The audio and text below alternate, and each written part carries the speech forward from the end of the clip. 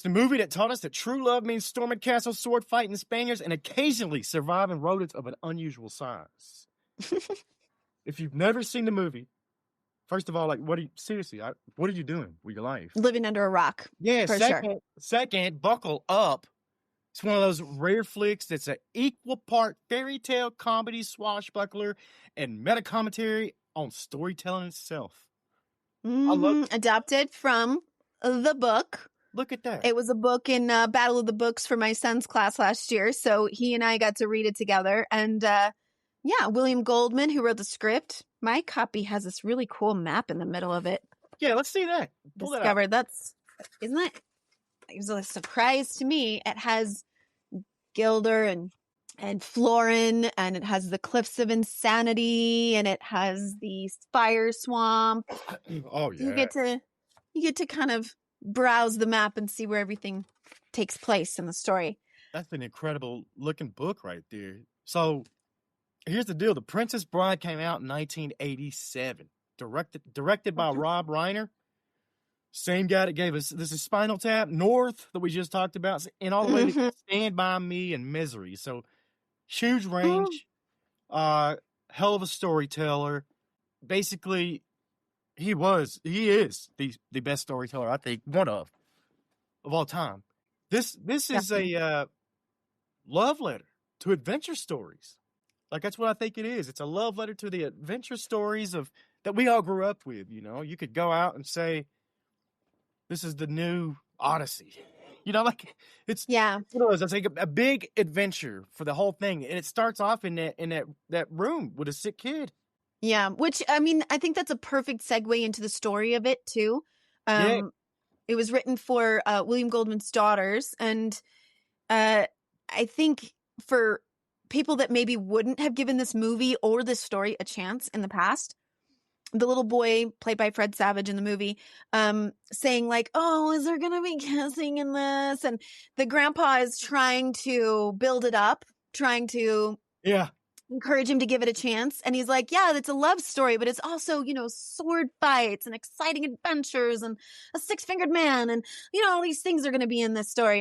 And it's kind of like, almost as if that was Rob Reiner saying that to the audiences and the critics that were like, what is this? Is this a kid's movie? Is this a comedy? Is it a romance? What are we watching? And Rob Reiner's like, hey, give it a chance. There's romance. There's shrieking eels. There's like, come on, just give it a chance. Right. It was the best way to show that he was self-aware, you know? It's a movie that's self-aware of what it is. It's funny, but still heartfelt. Like, and it comes across right there in the opening scene, just like you said. I love that. That's hard to do. That's really hard to do in a movie that you really don't know what it is. Like, that's fun. Yeah. They set the tone right from the beginning. Yeah. Who is that? Fred Savage there in the beginning? Yeah. Yeah. Kind of dates the movie a little bit in that it's a modern, you know, opening and beginning encapsulated by this grandpa telling the boy a story. So you see a little of that 80s video games. You see there's a Spinal Tap cap in the scene somewhere. So look for that little Easter egg. So yeah, other than that, it's a timeless film. I mean, it goes into a fantasy land that's a fantasy place. We're not told exactly what time period it is or where the setting is exactly. We can kind of decipher it. But other than those front and ending parts with Fred Savage, it's a timeless story, right? Yeah, it really is. It came out too in a time I would remember. You wouldn't. But there's a lot of these movies that hit right about now in the 80s that were, to me, legends, classics, you know. And The Princess Bride, though, still stands out above all of them to me. I don't know what it is. I think it is the quotable lines and the big characters.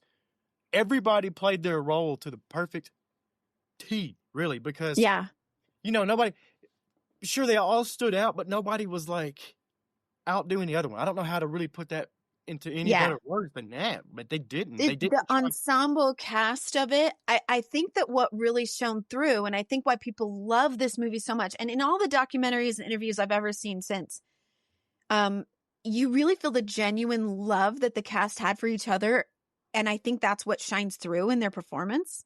So one of my favorite stories from behind the scenes was there was a moment when Rob Reiner was kind of feeling despair in filming it because he wasn't sure it was working. He was, he was kind of nervous about like, is what I want this to look like coming across? I don't know if we're clicking. I don't know if it's coming together. And a little bit worried about what he was hearing from people, which was like, what is this? What are you making? What's, what genre does this movie fall under? And so I think that was getting to him. And it's nice to know that a genius like Rob Reiner, like somebody who's made so many incredible things, had a moment like this too. Because we all get that way where we're like, what am I even doing? Is anything I want happening? Am I a failure? And he had this moment where he actually went off and kind of sat by himself and he like put his head in his hands and he was like, I don't know. I don't know if this is working. And it was Andre the Giant, which you'll see this in a lot of stories behind the scenes. He was the one that came and sat next to him and said, this is good because we're good. This is working because we're working. And the cast was put together all in the same hotel. It was kind of like camp. They all got to know each other. They all got to be really good friends. They love each other to this day. So I think that is it. I think it's the chemistry that shines through in their performance. What do you think? Absolutely, because here's the thing. The Princess Bride should not work. It just shouldn't. It's a fairy tale spoof that's also sincere. It's like, it doesn't make sense. It contradicts itself and all this, but it is the comedy, romance, action, meta narrative. All of that comes together, and it goes back to what Andre said. They're good. All the cast is good, so it made it good. All those things come together. But if one of those is not working, then that movie it just doesn't work. On paper, this movie should not work. It shouldn't. Yeah. It didn't. It didn't. Let's just be real. The movie bombed at the box office. Like, it was awful. Not a right out the gate hit. Not a first weekend hit for sure. As tons of movies that become much loved, it became a cult classic. That's what it did. It got it to cult status, and now we're talking about it. 35 years later? So, is it 35 or 40? However long? 35 years later. Yeah. Amazing. And like you said, we quoted especially movies, and I mean, other movies and people's situations, weddings comes up a lot because of the wedding scene in it, which is always hilarious. I love the guy that plays the king who's like, that's nice, dear.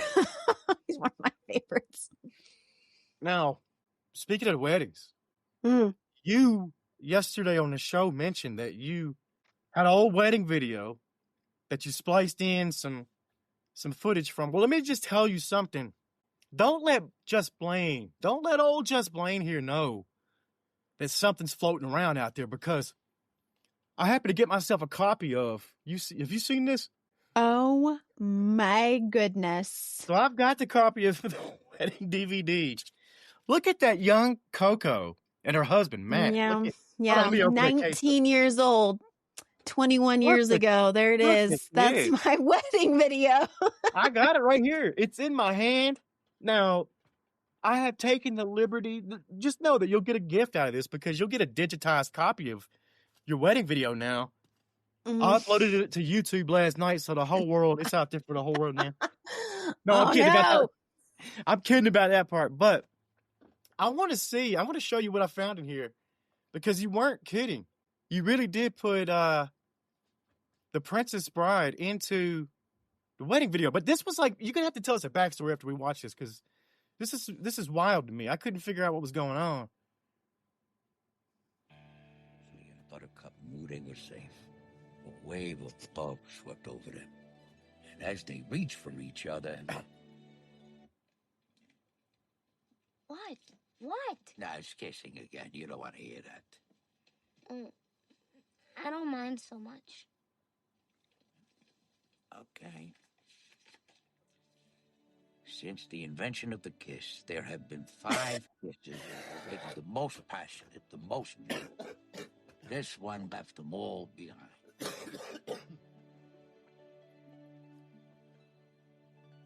The end.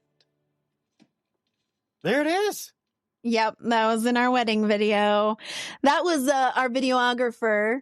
And I can't even remember his name. It's been so long. But in the package that we bought for our wedding, we were allowed to do an interview and, the slideshow that everybody played at the reception that was really popular in the 2000s. And I don't know if people still do that, but yeah. And then we could do a little movie. So we got to stretch our acting a little bit. I have done acting. I'm in plays since I was a kid, but Matt got to stretch his acting abilities, and he is not one to be on camera, and he is not one to try to do some acting. I think it's hilarious that it says that in the history of kisses, there's never been, when really it was actually a very awkward, we don't like kissing in front of people, and we're being filmed. So we were like, I was going to say, I don't think I've ever seen you kiss until this video. Yeah, we don't do that in front of people ever. My parents had never seen us kiss. In 5 years we dated, they never seen us kiss until our wedding day. So that just goes to show you what. I got to tell you, you don't look very witchy here either. No. I was hiding my witchiness back then. I was in the closet. I was in the witch closet. So that's fine. But yeah, what Princess Bride right there in our wedding video. I mean, we decided not to go with the usual, what you usually find in weddings. We took a slice out of a different part and plopped it in that wedding video there, but feel like it was fantastic. Now, your wedding had a bit of Princess Bride's pizzazz in it, and I happened to have a little video that your wife sent in of your wedding. What is this? What is happening? Mm-hmm. There's footage of that? Yeah. Marriage. Marriage. What brings us together today? Love. True love. Oh my gosh. I can't believe you felt. I didn't even know that I had a video of my wedding. How'd you get that? Okay. I'm sorry about that. It pays to be friends with your wife. And I don't know if listeners and watchers out there can tell, one of those people you just saw was Blane. One of the people. Yeah, it was. Figure out which is which. And I'm going to tell you the story. We were out in the middle of nowhere, Utah. That's where we got married, up in there, and it was beautiful. Mm-hmm. That's my brother-in-law. And that's how he kicked off. Yeah. So, I mean, obviously a cult classic, quoted movie. You're going to put it in. Everybody getting married during a certain time period would have that quote in it. You got me shook over here now. Here I was thinking, I got her. I really didn't know that video. I didn't know there was a video of my wedding. I would hope so. I didn't. I would hope there's documentation out there somewhere. All right. So. Sounds like the husband, right? I have no clue if there's a video. It's like, did we have a videographer at the wedding? I don't know. Well, it pays to be friends with your wife. We got that. But going back to some performances in this movie. Yes. And we're talking about how the chemistry between the actors was really great, but also some of the things that they brought in. I mean, this has been talked about to death, I'm sure. And I hope this isn't the first time people are hearing this, but Inigo Montoya, played by Mandy Patinkin, was offered the role when his father had passed of cancer. And so it was a very personal performance for him, which, I mean, we kind of are flippant about it. It's kind of comedic, and we do the whole, my name is Inigo Montoya, you killed my father, prepare to die. We love quoting it.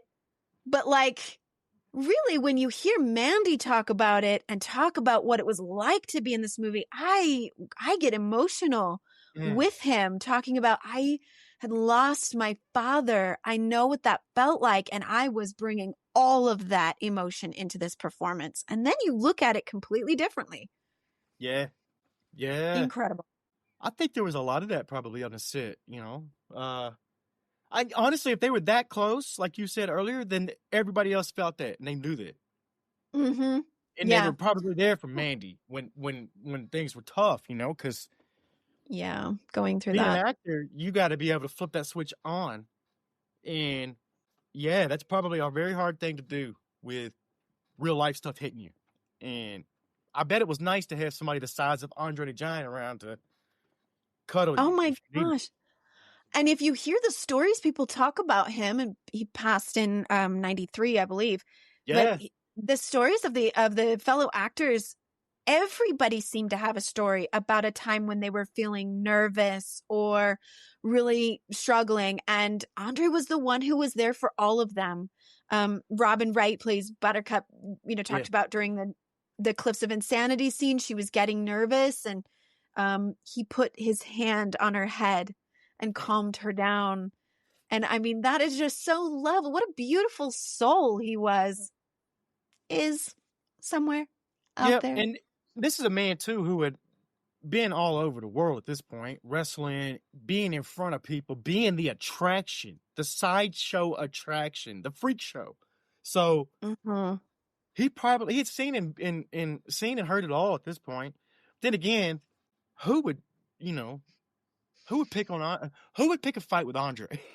I know, right? No, I'm not pissing that guy off for sure. No, not at all. But do you have a favorite Andre the Giant line in this movie? Anything come to mind? Any of them, anything that he says in the whole movie, I think it's great. It's another one of those that, like, there's nobody else that could have played that role, and I mean there's nobody else like Andre ever. But I don't think anybody else could have filled that role like he did. Yeah, and they actually recorded all of his lines for him for the whole movie, and then had him practice repeating it, because when they first cast him, they were like, we got to have him play this role. There's nobody else physically who is the right person, but they couldn't understand a word he said. So they had to have him like practice his lines over and over again, listening to a recording of the lines. And it turned out really great because you can understand him pretty well most of the time. You have subtitles for the rest of it. It's fine. What about you? You got a favorite Andre? Oh my gosh. I love when Vizzini says, "No rhyming now, I mean it." And then he says, "Anybody want a peanut?" Yeah. That is my favorite. It's I think like of all the lines.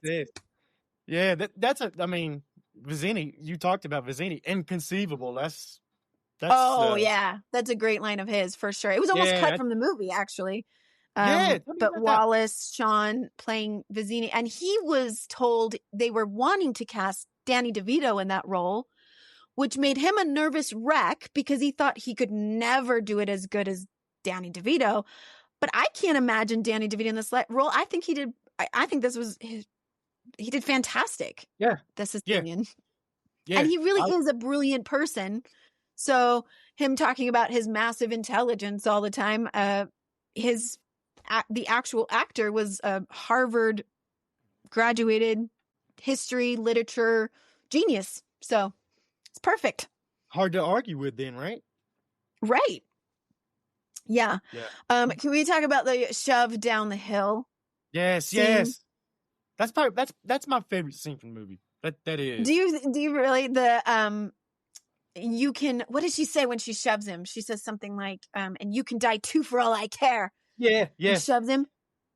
My friends and I reenacted that scene probably 1 billion times because we had this hill outside of my friend's house, and we'd all go out there and we would be like, okay, I'm going to say this. I'll be Wesley and you be Buttercup, and I'm going to say this line. And then we would go, and you can die too for all I care. And we'd push him down the hill and we'd roll down the hill as you wish. And then we would switch and take turns doing it together.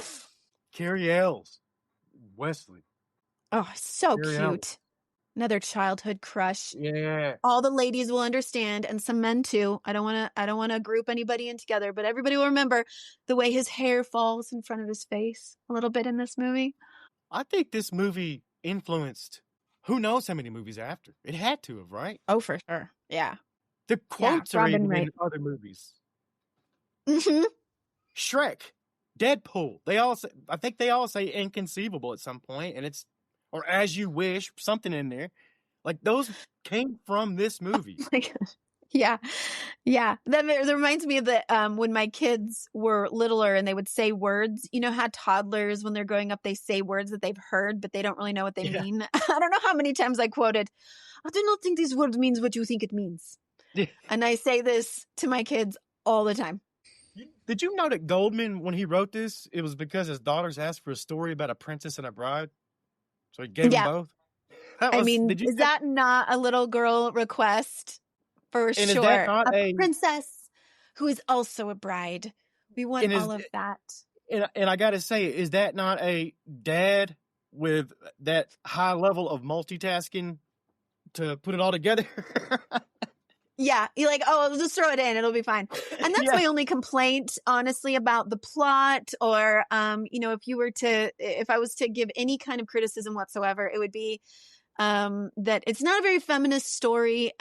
Buttercup is pretty much just rescued over and over and over again and doesn't get to really show off a lot of strength of character and that. But I think the way Robin Wright played it kind of excuses it, right? It's sort of she comes at it with her own strength that is still admirable, and for young girls to watch and want to be more like her. I think, the way she stands up to Prince Humperdinck is pretty admirable.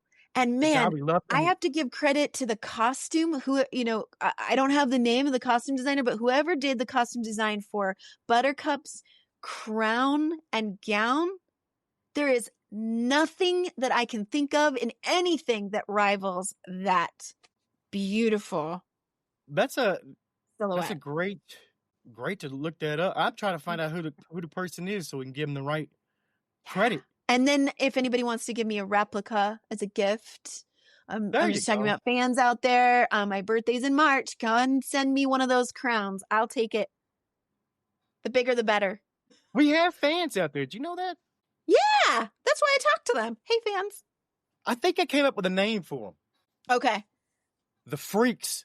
Okay. The FREQs. The Freaks, right? The Freaks. The frequencies, freaks. Yeah, we got all of our freaks out there. Yeah. Well, when Freaks and Geeks came out, Freaks became awesome. So I'm good with that. I don't know how they feel about it, but we're all good with it. What else you want to say about The Princess Bride before we wrap this up? Because we could go forever about this movie. I know. Yeah. Okay, I do want to say one thing because everybody talks about the Miracle Max scenes, right? Billy Crystal. There's enough out there to talk about that for a whole episode just by itself. But and everybody gives so much credit to Billy Crystal because he did a lot of improvising. No scene, no take was the same. Rob Reiner actually had to leave when they were filming those scenes because he was laughing so hard he thought he would ruin the take. But I want to give a shout out to Carol Kane playing his wife Valerie.